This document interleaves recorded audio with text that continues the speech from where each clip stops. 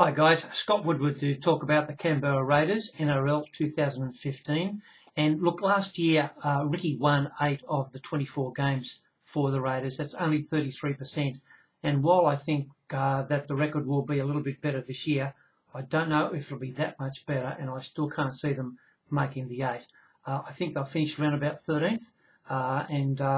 While Ricky is one of the best paid coaches in the NRL, his record at his last 3 clubs now, the Raiders, Parramatta, Eels and Cronulla Sharks, is disgraceful. It's around about 38%. And that's just not good enough for a first-grade coach. And I don't see any signs that this year will be much different, although there's some very, very promising kids in this team, and I can see a future for the Raiders. There's no doubt about that. One of the things that are going to make a big difference is the number 7 that Ricky has chosen. He's put his eggs in the Mitch Cornish basket. And look, a couple of years ago, I would have said absolutely, definitely, he should be my number 7 for the Raiders. And he was actually in front of Anthony Milford in the under-20s. Now, Anthony matured and went to a next level and become a world-class player. And Mitch Cornish never improved at all. And from what I saw of him last year, I still don't think that he's a genuine starting number 7 at NRL level, even though he played in the last couple of winning teams for the Raiders last year and did quite well. And I thought he trialled very well against the Melbourne Storm in Griffith a couple of weeks ago before the season started. I thought he went very well, and I thought he combined with his outside men very well. So the hope is that he has gone up a level. I don't know if it's going to be a high enough level to be the number 7.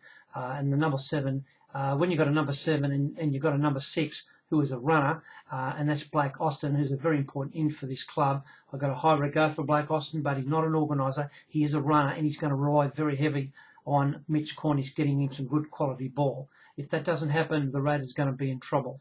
One of the biggest problems for the Raiders is their defence in their back line, and I don't see the back line being any better than it has been in previous years. We talk about Sisawaka and Jarrod Croker, both outstanding try scorers, but both very poor in defence. Edric Lee may be a surprise selection at centre this year. He was a centre in his juniors, and he's been playing on the wing in recent years for Ricky Stewart. Now, he's certainly a big, strong guy, and it's certainly worth the experiment to see how he goes at NRL level. For me, I would have been playing Jeremy Hawkins at centre. I think he's one of the most promising guys in the NRL. He trialled brilliantly at Griffith against the Melbourne Storm, absolutely carved up a couple of the backs, went through him. He's got genuine speed, and he looks a class act. But it looks like Ricky's going to start him on the wing, and that's fine. But just keep your eye out for Jeremy Hawkins. He's a young kid going places, as is many of these young guys in the Canberra Raiders. And look, and that's what they are. They're young. Some of the guys that aren't young are the props. David Shillington, he's recovering from a pectoral. I don't know if he'll be ready to start the competition. Dane Tilse will be the other prop. And look, I think he's a borderline first grader. He certainly wouldn't be starting in my top 13, but the coach seems to like him. And so Dane Tilse will be the other guy there. So therein lies your problem.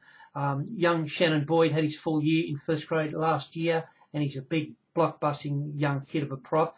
I have to say I was just a little bit disappointed with him. He was outstanding in the under-20s, and he just never carried on when he got to NRL level. So maybe he needed that year, and we'll see the best of Shannon Boyd this year. Let's hope so, because he's certainly got a lot of talent. For me, I think the best prop at the Canberra Raiders is Josh Papali, and he played a couple of minutes there in trials, but he's never started at prop in NRL level. They prefer to play him on the back row, out wide, and I think he's quite capable of playing in the middle. And he's still, as far as I'm concerned, the guy that's best suited to take the ball up and get good metres for the side, and that's something that hasn't really been happening in the last few years under Ricky Stewart. So Josh Papali may not be a prop right at the moment, but I think by the season's end, if he gets a chance, I think you'll find that he might end up being there at the end of the year. I'd like to see him there. One of the reasons for that is because the Raiders have got a lot of options in the back row, And for Josh to move up, and he'll enhance the props situation, but he'll also bring in some young blood into the back row, and I think that's just what they need. One guy in particular who I think is outstanding is Pangai. He also was off the planet when he played against the Melbourne Storm. They couldn't contain him, and he's absolutely blockbusting and explosive. I know he hasn't got long minutes in him, and I know he can make a mistake, but he's certainly very dangerous when he's got the ball, and I just think he has to be given a chance. And I'd like to see him grab that right side on the edge there for the Raiders. I think he'd be an absolute handful for any opposition. I wanted to talk about the bench. I think the bench is one of the big strengths that this Raiders team has got. They've got a lot of depth in their list. The biggest problem that they've got, as far as I'm concerned, is they haven't got a good defensive back line. And I've already talked about the props. The props don't do a hell of a lot for me. They'll be putting a lot of emphasis on Jack Whiten at fullback.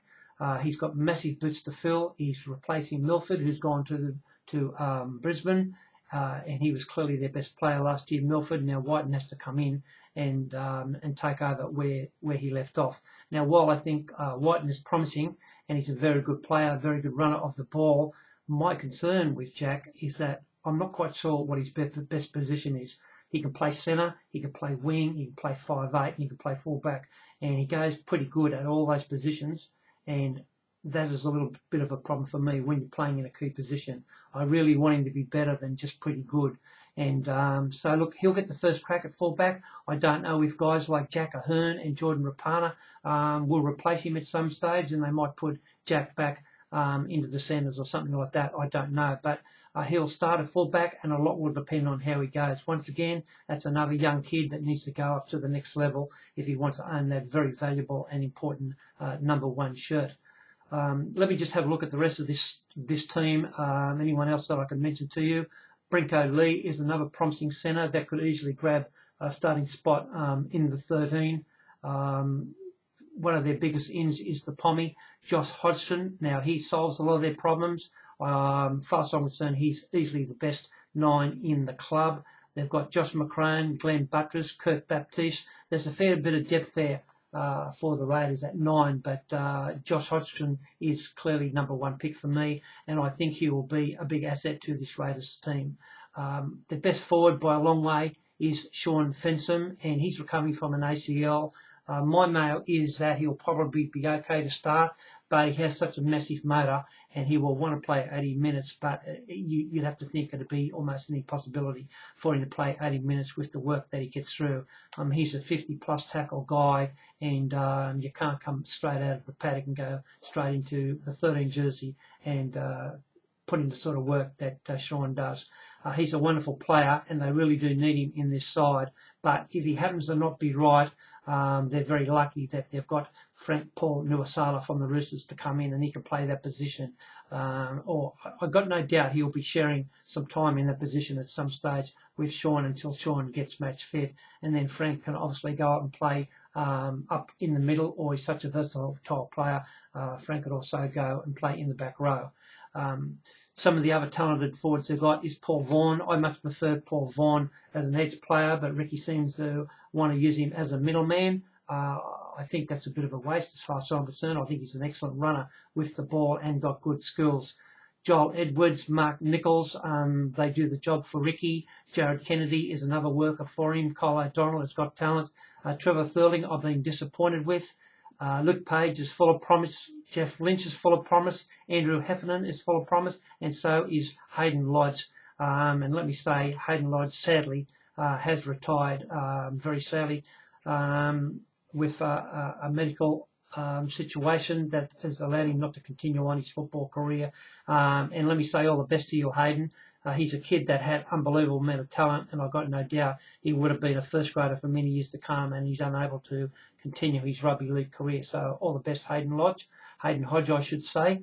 Joel Edwards is another one of Ricky's talented back rowers that he can call upon, as in Luke Bateman. Luke Bateman is a guy who I think will be a first grade for many years to come once he makes it into that first grade pack. Patrick Mago is another guy from the under-20s who's been killing them. So you can see there's just a massive amount of forward talent that Ricky has got. And what that will mean is that he'll have a wonderful bench all the time, and they should be able to play out a very, very strong 80 minutes. And if they get any injuries in the forwards, they should still always be able to put in a very, very good forward pack. So providing that Mitch Cornish and Blake Austin can get a good combination in the halves, and they can get their very best forward pack on the field at the same time, and the backs cannot leak so many tries, particularly on that left side that Jarrod Croker is on. The Raiders should win their fair share of games. I don't think it'll be enough for them to make the 8, but I do think they'll do better than what they did last year, and I certainly think that they have the makings of a very, very good side in years to come. It's a lot of kids. They're going to need some more time, and they're going to need some more games under their belt. But I think they'll struggle this year, but the year after that and from then on, I think they'll be a force in the NRL.